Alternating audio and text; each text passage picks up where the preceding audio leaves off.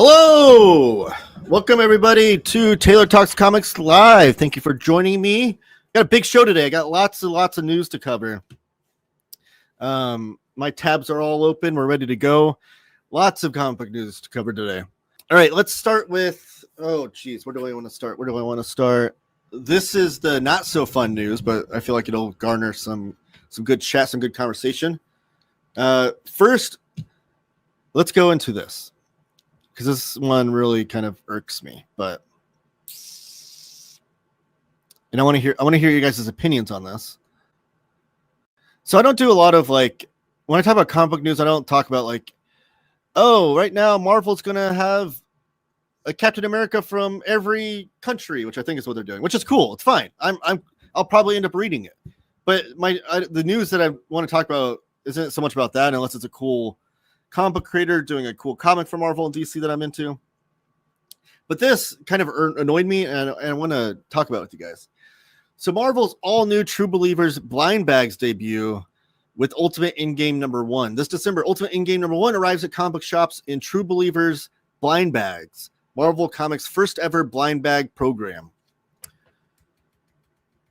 So Ultimate In-Game is I think it's the conclusion to the Ultimate Universe, this most recent Ultimate Universe.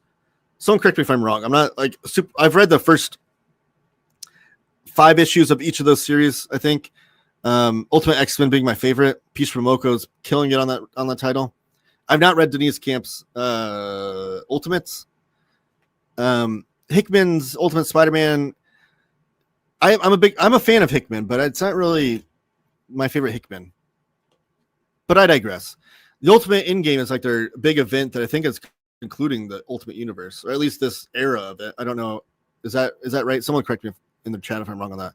But regardless, they're having a gimmicky blind bag for the first #1 issue with all these different covers in it. So the idea is the blind bag will be, you don't know which cover you're getting. You buy the blind bag in hopes to get one of these covers. They're going to have the main cover's going to be by Mark Brooks, which I think you could probably buy outside of a blind bag.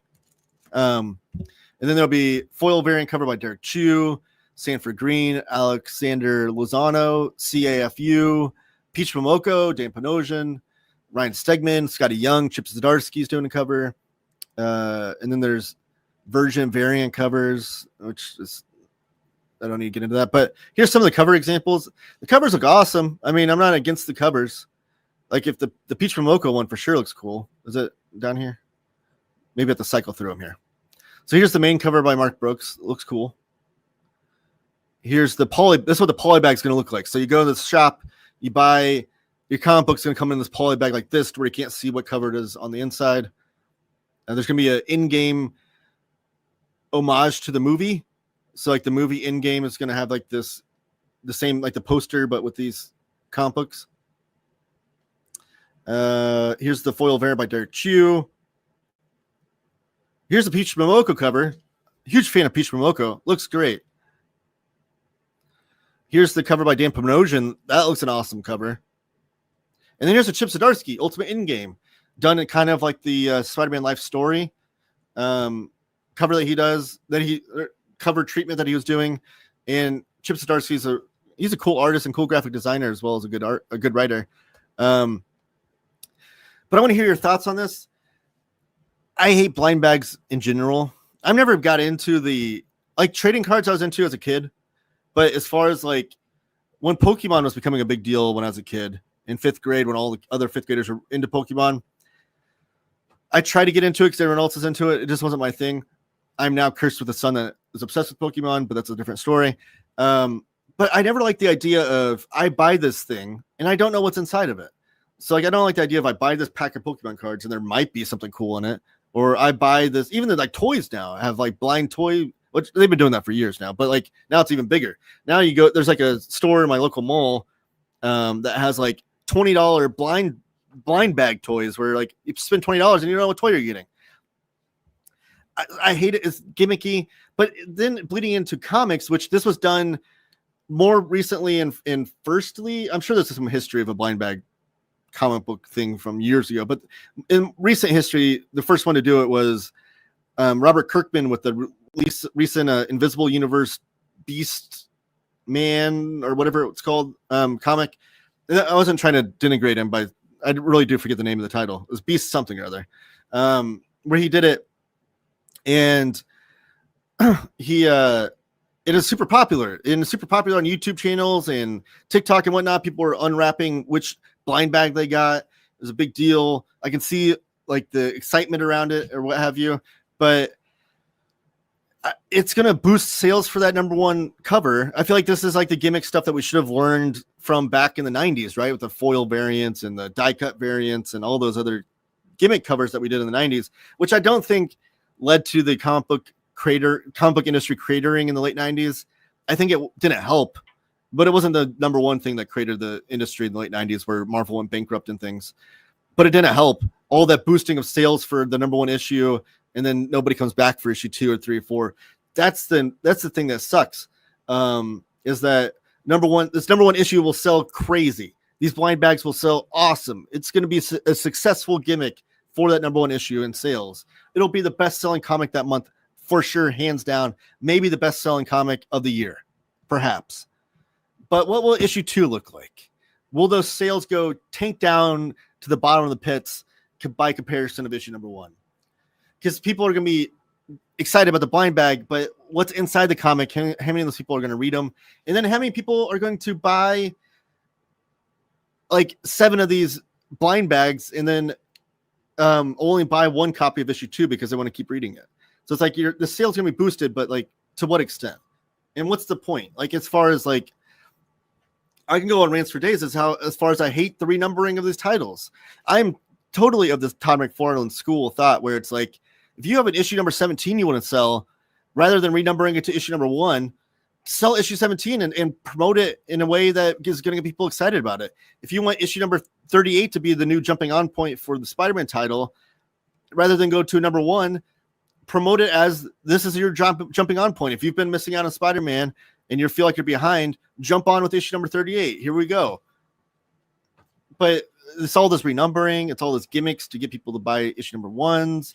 And I've heard comic book shops say that renumbering to issue number 1 is a jumping off point for a lot of people. So if you're a devoted fan of the Amazing Spider-Man title and you've consistently been in there every Wednesday that a new issue comes out, buying issue numbers 1 through 51, and then with issue 52 they go to number 1 again, then that person might be like, well, maybe it's the time I jump off the book then. Maybe it's time I stop reading. That's my rant about this. How do you guys feel about these blind bags? It is written, thou shalt not put ketchup on hot dogs.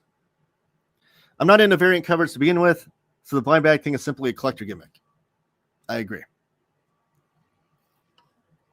I think variant covers can be cool.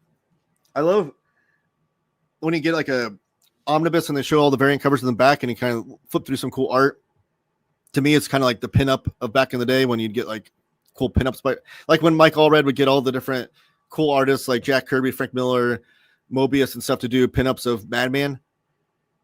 That to me is how I view the variant cover, because I don't buy single issue variant covers, but I do like those.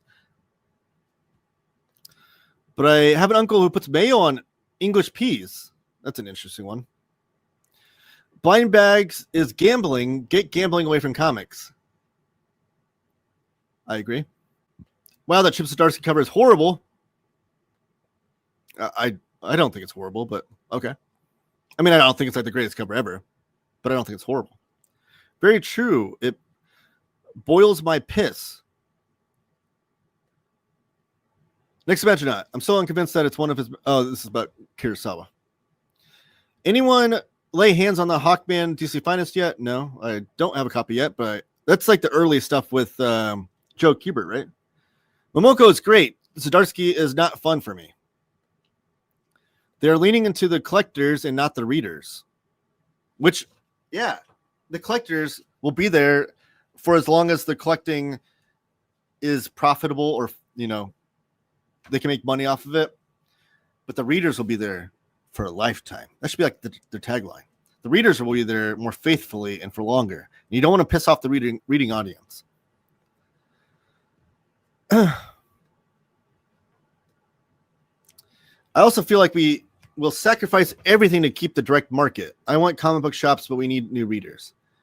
That's a really good point and a really good topic, Josh. And I'm all about trying to help comic shops and things. But I see in the future that because we have things like Amazon that are cutting into sales of like Targets and Walmarts and big box stores. I think the future we're going to see a lot more hobby niche shops rather than Targets and Walmarts and malls and things. So I think the comic book shop is fine. Like, I don't think we should like do anything to hurt the comic book shops or anything. But I think comic book shops will always exist in some sort of format. But you're right. We need to do things to drive new readers. And the way to do that is by getting into places like Walmart and Target for now, getting into bookstores, getting into gas stations again, grocery stores, like whatever, putting comic books in those places to then drive fans over to comic book shops, because the only people that know comic book shops exist are people that already know they exist. They're not people that are like brand new readers. I think James Gunn's been doing a tremendous job over at DC, tying every new movie and TV project to a comic book. Amazing. I always say the biggest failure of the MCU, 100%, has been their lack of creating new comic book readers. They had all these billion-dollar commercials for their comic books. They had 15 years of success in the movie market with these movies, and their readership did not go up very much at all. Jordan, hate them. Not a fan of these predatory marketing tactics in any medium. I particularly despise them creeping back into comics. The mistakes of the 90s live again. And it was pandering to collectors that made the market go pop in the 90s. It was definitely a big factor.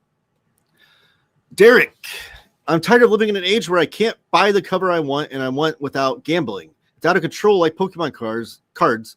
It takes a lot of the joy out of the hobby for me. I will say, my one experience of tracking down variant covers ever was the Red Room covers. I was a big fan of Cartoonist Kayfabe, huge fan of Jim Rugg and Ed Piscor.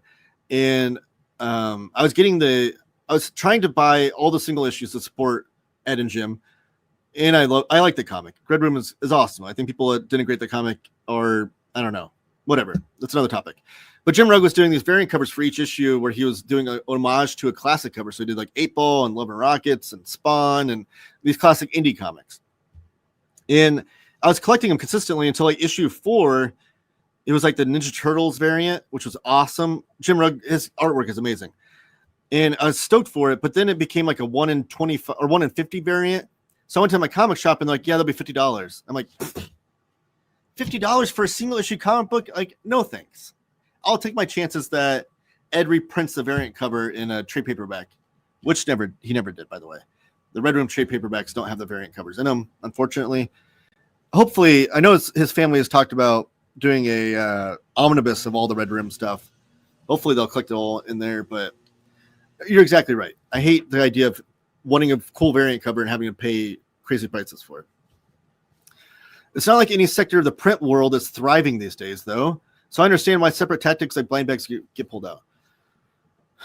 I agree with you. I will say that of all the print market, magazines, newspapers, books, comic books, the only sectors of that have been thriving over the last few years has been in books and comics.